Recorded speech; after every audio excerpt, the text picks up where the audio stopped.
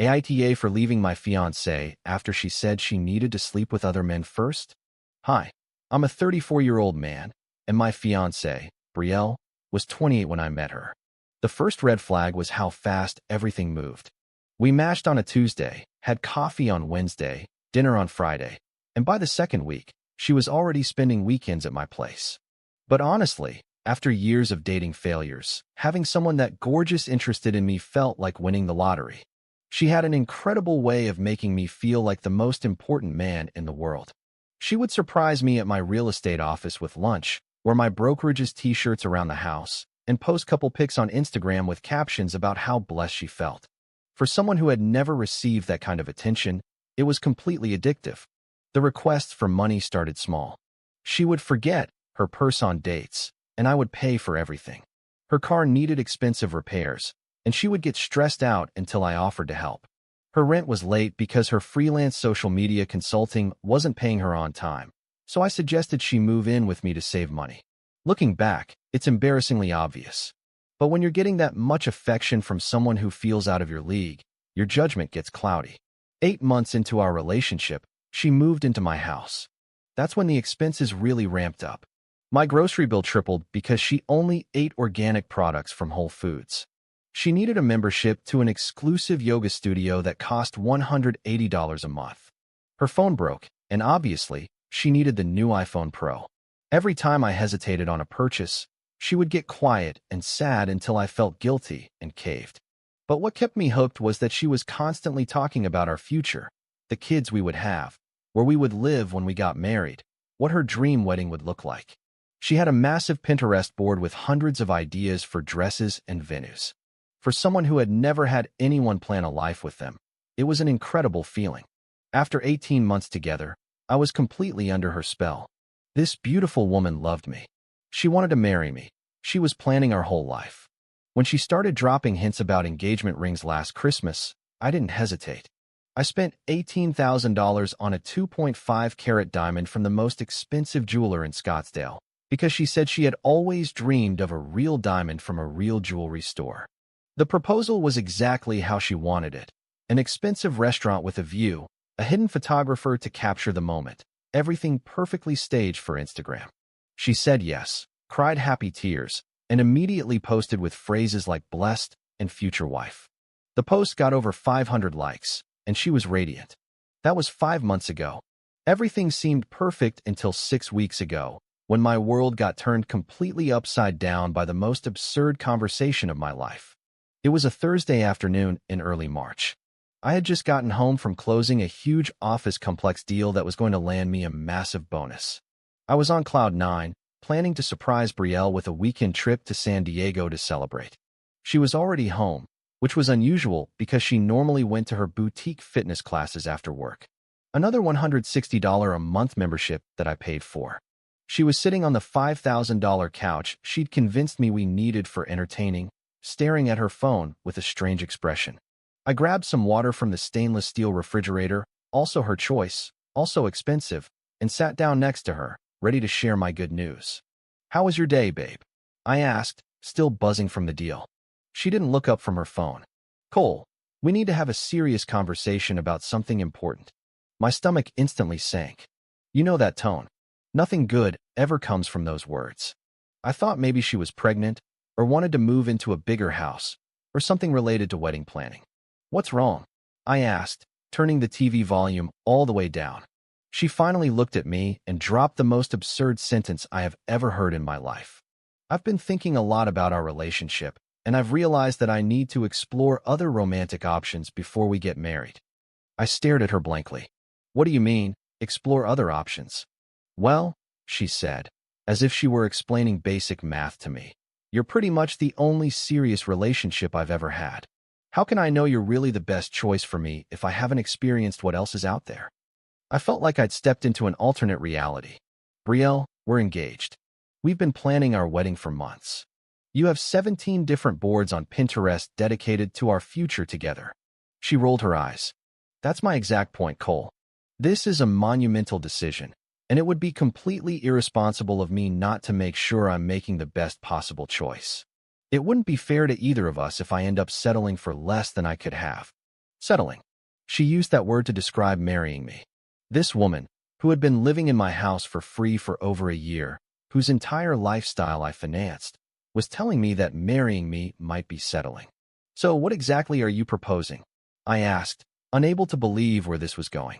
I want us to take a temporary pause on our engagement and for both of us to date other people for a while. Explore what's out there. That way, we can make a truly informed decision about whether we want to commit for life. The audacity was staggering. She wanted to put our entire relationship on an indefinite hold while she test drove other options. And she was saying it like it was a mature, logical decision. Brielle, that's called being single. If you want to date other people, then we're done. She looked annoyed. God, Cole, why do you always have to think in such black and white terms? I'm not saying I want to break up for good. I just want us to both explore our options to ensure we're making the best possible choice for our future happiness. Both of us, I replied. I don't want to explore other options. I chose you. That's why I proposed. Well, maybe you should. Maybe you'll find out there are women who are more compatible with you than I am. And that's when it clicked. She had already found someone else. This wasn't some philosophical conversation about making sure we were right for each other. She had met someone she thought was an upgrade and wanted my permission to pursue him while keeping me as her backup plan. Who is he? I asked directly. She tried to look confused and innocent. Who? The guy you want to explore options with. Who is he? Her face instantly turned red. There's no one specific, Cole. This is just about us making sure we're making the right decision for our future. But I could see the truth written all over her face. She was lying through her teeth. I couldn't sleep that night. Brielle acted as if nothing major had happened. She made herself a protein shake with the $70 supplement powder I'd bought her and went to sleep as if she hadn't just suggested pausing our engagement to test drive other men. The next day at my office was a complete waste. I just stared at property listings without actually reading anything. My colleague, who works in the office next to mine, noticed I was a wreck and took me out to lunch. Dude, you look awful. What's going on? I told him the whole story. He just looked at me for a few seconds and shook his head. Bro, she's already cheating on you. Nobody suggests taking a break unless they've already got someone lined up and ready to go. I knew he was right, but a part of me still wanted to be wrong. That night, I did something I've never done in a relationship. I went through her phone while she was in the shower. Her showers always lasted an hour. I know it was an invasion of privacy, but something inside me was screaming that I needed to know the truth. Her phone was always unlocked around me. She said she had nothing to hide from her future husband. She was hiding everything. The first thing I found was a text thread with someone named Landon. The messages went back nearly 3 months. They started out innocent enough. Apparently, they'd met at her yoga studio, where he worked as an instructor. But as I scrolled, they got progressively more flirty and inappropriate. Landon, can't wait for our private session tomorrow morning. Brielle, me too. You're such an amazing teacher, Landon. Landon, I know a few other positions we could try sometime. Brielle, I'm sure you do. My hands were shaking as I kept reading. It got worse. Landon, your boyfriend doesn't seem to understand how special you are. Brielle, tell me about it. He's so predictable and boring lately. All he cares about is work and making money. Landon, you deserve someone who matches your energy and passion. Brielle, maybe I do. And then, from just 5 days earlier. Landon, when are you going to leave that corporate drone and be with a real man who understands your soul? Brielle, soon. I'm working on the logistics. I just need to figure out the best way to do it. Landon, what logistics? Just pack your stuff and leave. Brielle, it's complicated. He literally pays for everything, and I don't have anywhere to go right away. Landon, you can move in with me anytime you want. Beautiful. Brielle, I know, baby. Very soon. I felt sick to my stomach. She wasn't having some existential crisis about our marriage. She had been actively planning to leave me for this Landon guy for months, and the only thing holding her back was that she didn't want to give up her cushy lifestyle until she confirmed her upgrade was financially viable. Just then, I heard the shower turn off. I quickly put her phone back exactly where I found it and pretended to be reading real estate news when she came out. Hey, honey, she said cheerfully, like nothing was wrong. What should we do for dinner tonight? I looked at the woman I thought I loved, who had been systematically planning my replacement while I financed her entire existence, and I smiled calmly. Actually, I said, I was thinking we should continue our conversation from yesterday about exploring other options. Her eyes lit up with excitement. Really? You're actually open to the idea? Yes, I replied. I think you might be right. We should both see what else is out there. She practically glowed with happiness. Oh my God, Cole, I'm so glad you understand. This is going to be so healthy for both of us. I nodded, already forming the plan in my head for what would happen next. Brielle wasted no time. The very next day, she texted me that she was going out to dinner with a girlfriend and wouldn't be home until late. I knew exactly which friend she meant. I spent that night doing my research. Finding Landon on social media was surprisingly easy. Yoga instructor at the same expensive studio Brielle attended, 30 years old, constantly posting about his spiritual journey and motivational quotes over pictures of himself meditating shirtless. The guy was a walking cliché, trendy haircut, inspirational quotes about attracting abundance, posts about juice cleanses and crystal healing. His Instagram was full of pictures with various women at expensive restaurants and spiritual retreats. A classic manipulator who probably had multiple women funding his enlightened lifestyle. But the really interesting part was that his posts about money and success were obviously fake. He was always pictured with expensive cars and designer goods, but if you looked closely, they clearly belonged to other people. Screenshots from meditation apps that he tried to pass off as investment accounts. Pictures in luxury hotels that were clearly just him visiting the lobby. The guy was basically running a spiritual con to attract women to support his lifestyle, which explained his interest in Brielle perfectly. He probably assumed she was wealthy from her posts showcasing our expensive lifestyle, which was funded entirely by me. He obviously had no idea she was completely broke and just an expert at spending other people's money. Brielle came home around midnight that first night, glowing with excitement. How was your night? She asked, though she clearly couldn't have cared less about my answer. Fine, I said. How was dinner with your friend? Amazing. We went to that new organic farm-to-table restaurant in Old Town. The food was a revelation. I almost laughed out loud. Landon had taken her to the exact same restaurant I had taken her to for our one-year anniversary. The place was about $150 a person. There's no way a yoga instructor could afford that regularly, especially not to impress a woman he was trying to woo. He was probably blowing through his savings to keep up the charade. Over the next 3 weeks, Brielle was barely home. She was always attending spiritual workshops or having enlightening conversations with soul friends. She'd come home with shopping bags from expensive boutiques, new yoga gear, constant spa treatments. When I asked how she was affording all of it, she said Landon was helping her invest in her spiritual growth and personal development. The woman had zero shame. She was letting this guy spend money on her while still living in my house, eating my food, driving the car I helped her buy, and acting like this spiritual exploration was some favor she was doing for me. But the funniest part was watching how sloppy she got with hiding her cheating. She'd leave receipts from expensive restaurants lying around, come home wearing jewelry I'd never seen, and keep getting packages delivered to my address from high-end stores. One afternoon, I found a shopping bag from an expensive lingerie boutique in her car. When I asked about it, she claimed she had invested in new yoga wear to support her practice. Yoga wear from a lingerie store. Of course, I could have confronted her right then and there. I could have kicked her out and ended it. But I wanted to see just how far she would push this, and I was crafting a plan that would teach her a lesson she would never forget. The breaking point came 4 weeks into her spiritual exploration phase. I was working late on a big deal when I got a text from her. Hey babe, I'm staying at my college friend Sloane's place tonight. We're having a girls' spiritual retreat weekend. Sloane was her college friend who lived in Denver. I knew for a fact that Sloane was not in Phoenix because she had been posting Instagram stories from her wedding in Colorado that very same weekend. That's when I knew it was time to execute my plan. But I wasn't just going to end things quietly. I was going to make sure she learned exactly what happens when you try to play someone who's smarter than you think. I took a personal day and began my research project. I started with Landon's social media presence and then branched out. The guy turned out to be an even bigger fraud than I initially suspected.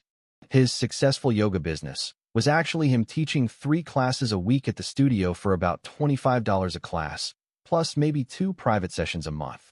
His spiritual lifestyle posts were a complete fabrication, borrowed pictures from meditation retreats, fake screenshots of abundance. He probably lived in a shared apartment with multiple roommates.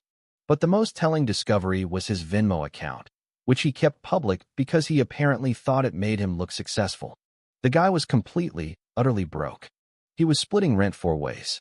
He was constantly requesting small amounts of money from friends and family, and he had been funding his dates with Betrayal by borrowing from everyone he knew. I also found his YouTube channel, where he was trying to be a spiritual lifestyle influencer. He had 89 subscribers, and his videos were pathetic. He'd film himself meditating in what was clearly a garage, talking about creating abundance while living in obvious poverty. But my favorite find was a video from about 8 months ago where he complained about being broke and tired of dating, spiritually asleep, women who didn't support his journey. He literally said he was looking for a spiritually and financially abundant goddess who could help fund his mission while he built his conscious business empire. Betrayal thought she was upgrading to a successful spiritual entrepreneur. In reality, she was downgrading to a broke guru who was using her for the exact same thing she had used me for, financial support.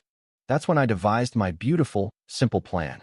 I started by opening new bank accounts and systematically transferring my money out of any accounts she had access to. I left just enough in our shared account to cover one final month's rent and utilities. Then, one by one, I canceled every automatic payment and subscription that was charged to my cards for her benefit: her yoga studio membership, her phone plan, her car insurance. Everything that auto-billed to my accounts was shut down. But I didn't tell her any of this. I continued to act completely normal, even encouraging her journey of spiritual growth. When she mentioned how happy she was exploring her new connections, I told her I was proud of her for her personal development. The most satisfying part was watching her get more and more comfortable with her deception. She stopped trying to hide things. She'd talk openly about her spiritual guide, Landon, and the amazing experiences they were having.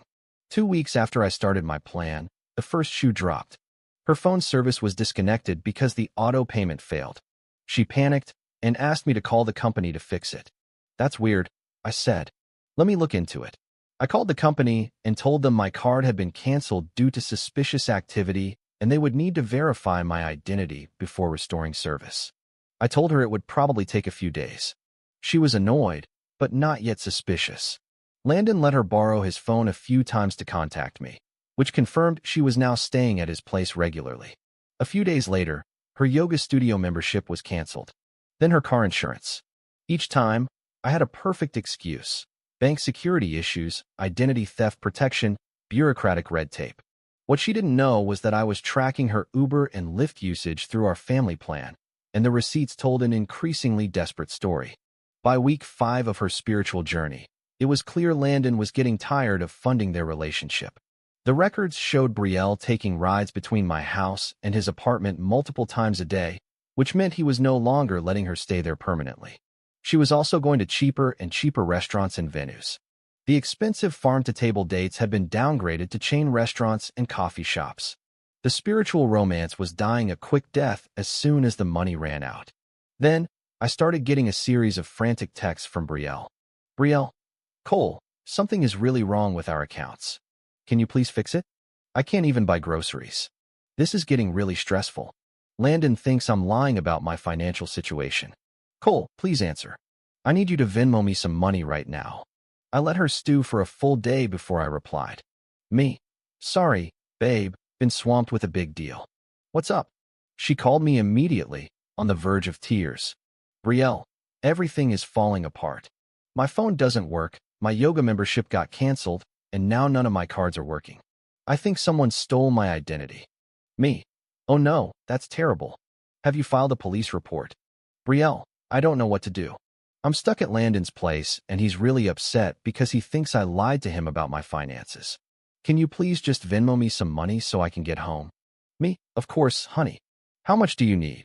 "Betrayal, like $300. I swear I'll pay you back as soon as we figure this out." I paused for a long time. Me? "Betrayal, I need to ask you something point blank. Are you cheating on me?" Total silence. "Betrayal, what?" "No. Cole, why would you even ask that?" Me? "Because some guy named Landon is liking all your posts, and you've been mentioning him a lot. Plus, you're staying out so late. I'm just worried. Brielle, Cole, you're being paranoid. Landon is just a spiritual mentor from the studio.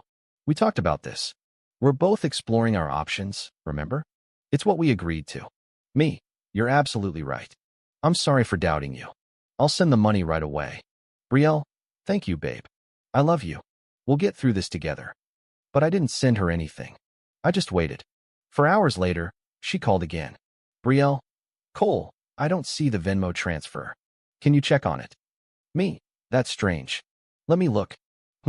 It says the transaction failed. Something about my account being frozen for suspicious activity. This whole identity theft thing is really affecting everything. I could hear the panic in her voice. Brielle, what am I supposed to do? I'm stranded here, and Landon is getting really mad. He thinks I'm using him for money. Me, can't he just give you a ride home? Brielle, he says he's busy and his car isn't working right. His car wasn't working. Right. More likely, Landon was realizing Brielle wasn't the wealthy spiritual goddess he'd imagined and was losing interest. Me, I'm so sorry, babe. Let me see if I can borrow some cash from a colleague, and I'll come get you. But again, I didn't go. I turned my phone off and went to bed early, sleeping better than I had in months. The next morning, I had 31 missed calls and about 50 text messages. Apparently, Brielle had been kicked out of Landon's apartment around 2 a.m. and had to walk home in her expensive yoga outfit because she couldn't afford a rideshare. The text started with anger.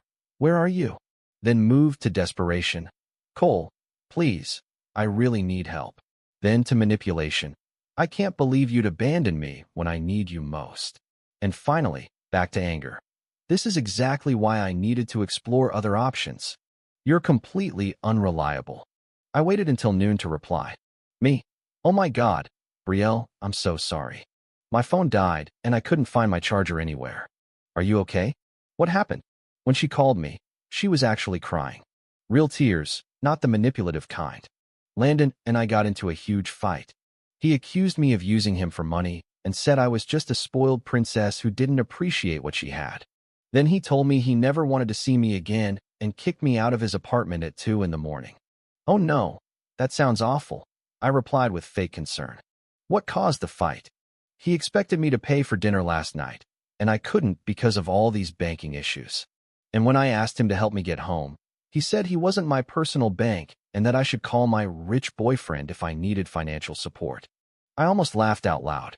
Landon had realized Brielle was broke and immediately lost interest. The guy who had been showering her with spiritual wisdom and expensive dinners had shown his true colors the second he found out she couldn't contribute financially. I'm so sorry, honey. He sounds like a horrible person. You deserve so much better. She was quiet for a moment. Cole, I think I made a huge mistake. This whole exploring options thing. It wasn't what I thought it would be. What do you mean? I miss us. I miss what we had. Landon turned out to be completely different than I thought. He's selfish. He's broke. And he only wanted me when he thought I had money to spend on him. I let her words hang in the air. So what are you saying? I'm saying I want to end this pause and go back to how we were. I realize you're the best thing that ever happened to me, and I was so incredibly stupid to risk losing you. And that's when I delivered the final blow. Brielle, I said calmly, there's something I have to tell you. What is it? There was no identity theft. I canceled everything myself. A long silence. What? What do you mean? I mean, I've known about your affair with Landon from the beginning. I read all your texts. I know you've been planning to leave me for months and were only staying with me for my money. Cole, I can explain. There's nothing to explain. You see, while you were exploring your spiritual options, I was exploring my own.